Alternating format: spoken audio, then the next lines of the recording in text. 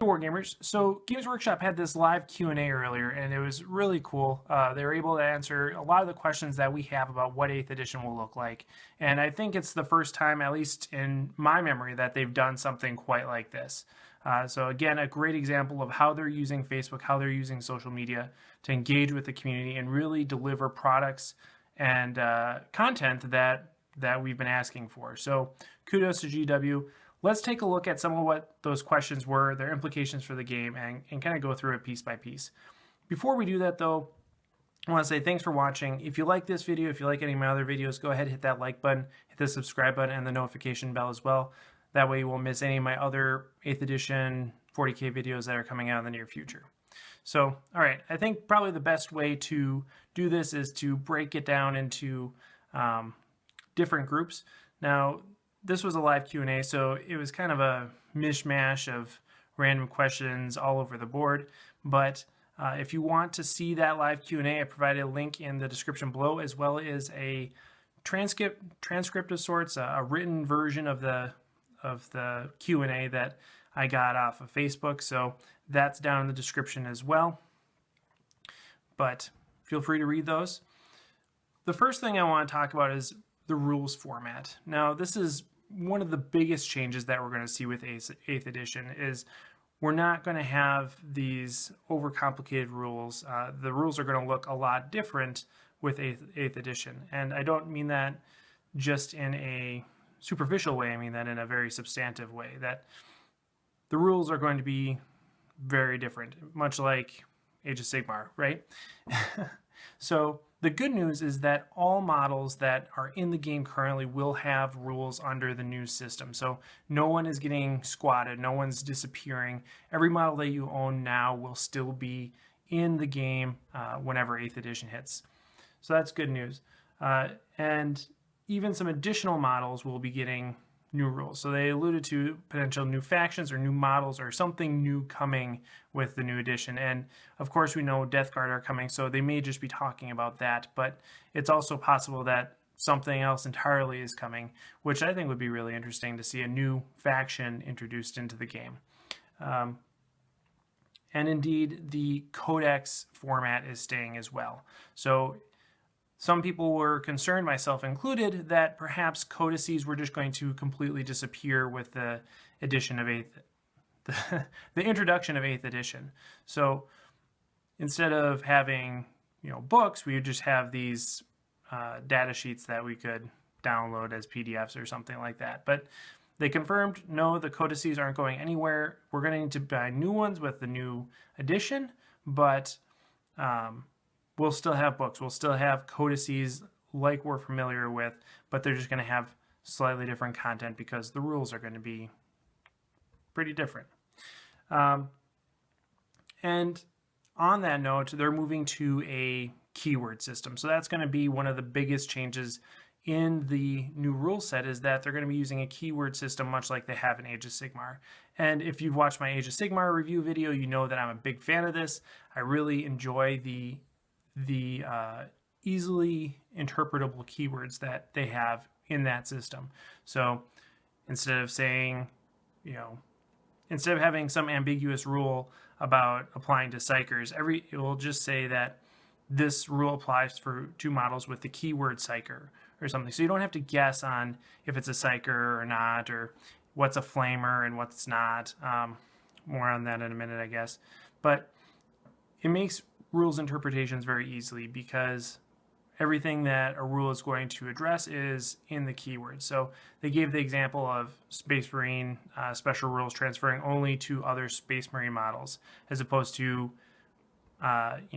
transferring to some other unit that a Space Marine model just happens to join. So transferable skills or conferring special rules is a lot simpler under this keyword system, and I'm very excited about that, and I think you should be too.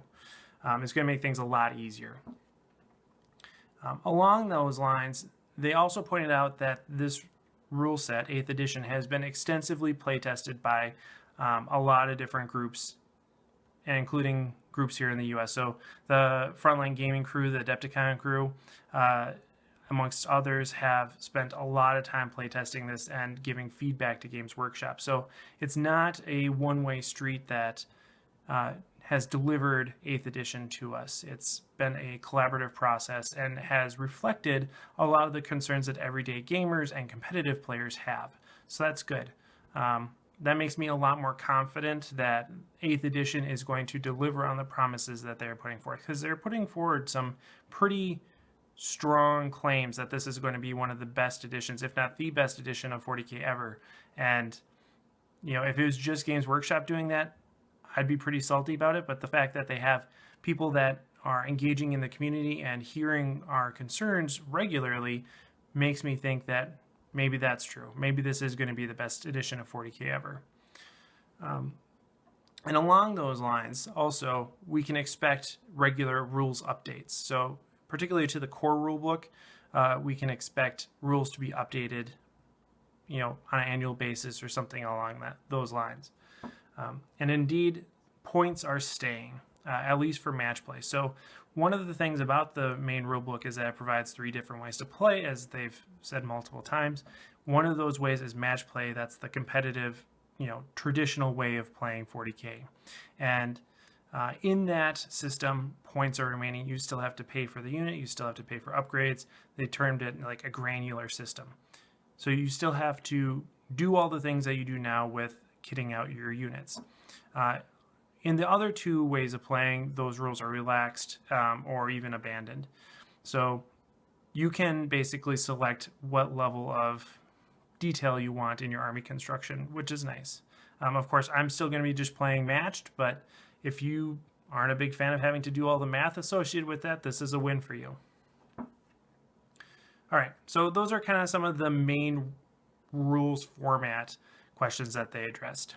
Moving on to army construction, they showed just like a print off, you know, printer paper size print off of 1 page of the new rulebook, and it showed 3 different force organization charts. So instead of just having the single combined arms attachment that we know and love, there are multiple different types of force org charts, and they said there's 14 in total. So quite a diversity, and each one of those different force org charts provides a different number of command points. Now, command points are things that can be used at a single time during the game, presumably, and you can only use 1 command point per phase of the game. Now, no information on if the phases are changing, but you know, assuming that stays the same, you can only use 1 command point in the shooting phase, and the psychic phase, and the movement phase, and the stealth phase, all that stuff. You can only use 1 per phase, which prevents you from just dropping a ton of command points all at once, so that's good. But there are things that can allow you to basically, you know, strike first or re-roll or something like that. Just something that's going to tweak the rules in your favor in one particular phase of the game. And so that can really make a difference in a critical, at a critical point. And some of these force organization charts are modeled in a way that they reward fluffy armies. So armies that are based on lore and not based on competitiveness. So the idea is that if you play a fluffy army, you'll get more command points, or more diverse command points, or better command points in some way. And that will help you be competitive even with a fluffy army and not a spammy army. So that's awesome. They also mentioned that for a force org that is really bulky, you might get 9 command points, but for one that's really slim and simple to complete, you won't get any. So that rewards people that are really, you know, investing heavily in a single faction and not taking multiple different factions and having multiple small detachments. The more you invest, the more you gain. And it sounds almost like this is a non-linear relationship. So there's going to be increasing marginal returns for your dedication to a single faction, which I think is awesome. That sounds good. You know, of course, that's coming from a person that really just plays one faction in a single game. I don't do super friends lists or anything like that. So this really just benefits my preferred playstyle anyway. But overall, I think this is a good thing for people that want to play more diverse armies in terms of where they fall on the competitive to fluff spectrum. In addition to that, they also have a phone app in development, just like Age of Sigmar has a phone app. They're working on a 40K app that will include a army builder, presumably. Now, they said that that won't be out for the launch of 8th edition, but they are working on it. So as much as I love Battlescribe and other third-party apps, it would be really nice to have a army builder from Games Workshop proper that really delivers the quality that we know that they can deliver. So I'm excited about that. Moving on to what the rules for actual units might be, well, it's kind of a mixed bag. One thing that is actually pretty cool and somewhat predictable is that vehicles are no longer going to have armor values. Instead, every model in the game will have the same set of characteristics. So just like monsters in Age of Sigmar just have really high wound counts and have abilities that vary based on the number of wounds remaining, vehicles will have very high wound counts and have abilities that are based on the amount of wounds remaining.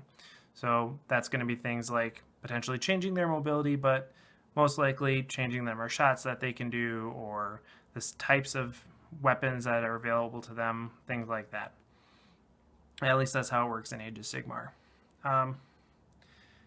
And that brings up some additional issues, right? Like fusion blasters or melta weapons are made particularly to deal with having armor values. And if you get rid of armor values, what happens to melta weapons? Well, their answer seemed to suggest that weapons that are purposefully anti-tank or heavy weapons are now going to just inflict multiple wounds. And not multiple wounds as in having, multiple shots, but having a single shot do multiple wounds. Therefore, allowing a shot from that weapon to harm a single target heavily and not be very effective against masses of targets, which I think is fine. That's congruent with kind of the cinematic or narrative that you have in your mind about how those weapons should work. And so it's intuitive in a way that it should make the game more playable and not sacrifice a lot of the nuance to the game. So that's fine. Of course, not having armor values also means that the wound counts are going to have to be really high. They said that everybody can hurt everybody, so every model can hurt every other model. So a bolter can still hurt a land raider, but it's going to take a really long time or a lot of bolter shots to actually do anything to that land raider. And that's fine. Again, having the multi-wound hit from a melta weapon helps out with that. It also means that model profiles stats are no longer capped at 10. So we're talking like 20 wounds or something like that. They said the Lord of Skulls has potentially the highest number. They didn't want to commit to that, but potentially the highest number of wounds. And so maybe that's, I don't know, like 30 wounds or something. I could imagine that, but I don't know. Yeah. So, guys, I almost forgot. You got to pour one out for templates. No more templates at all in the game. 40K is moving away from templates. There is not going to be any more in the game. Instead, they're moving to a multi-wound model like they have in Age of Sigmar. So instead of placing a template, scattering it, anything like that, you just roll a random number of wounds that are caused by a formerly template weapon. So flamers are no longer going to really get the benefit that they did from having your opponent space out all of his models or not space out all of his models. This is good in some ways because it expedites the game significantly. You don't have to really worry about making sure all your models are 2 inches apart when your opponent has a large blast or a flame template weapon. It does seem a little less satisfying though. I really enjoy being able to put that template down and just, pulverize, 10 dudes or something. And that's not going to be possible, presumably, with a D6 number of wounds. So it simplifies the template mechanic, saves time, but it's not quite as satisfying, and that's a little disappointing to me, but I really am not going to complain too much about having a slightly quicker game. And on that note, they also mentioned that a typical 1,500 point game should last about 90 minutes, which is a lot faster than they are today. And honestly, I think that's good for multiple reasons. One is because I don't have a ton of time to actually spend playing games, and so if I can get 2 games in the time period that I normally spend playing one, that sounds great. And it also makes it easier for people to get into the game. Increasing the player base means more opponents for me, means more games that I could potentially have. Means that tournaments do better, it means that the whole community does better, and that sounds good. So, great. Yeah. Guys, I think that might be it. I think that's the highlights. Really, pros, moving to keyword system, having multiple different types of force organization charts, moving vehicles to wounds instead of having armor values means that vehicles are probably viable again. Whereas under the current system, they're just not. That's why you don't see a lot of vehicles in competitive lists, is just because they can get popped so easily. If everyone is under the same set of rules or the same set of characteristics, that's not going to happen as easily. You can't just explode a tank on a single roll. You have to go through all 15 or 20 wounds that it has. So I think these changes are going to make vehicles much more viable in games, allowing us to take more diverse armies and play against more diverse armies, which is a win. Additionally, having shorter games makes the experience potentially more enjoyable overall. Now, I think these pros outweigh the potential cons of having a more simplified game in terms of missing out on some of the nuances or mechanics that we really like. The Preferred Enemies podcast has suggested that maybe the 7th edition rule set will just become the new 30K rule set.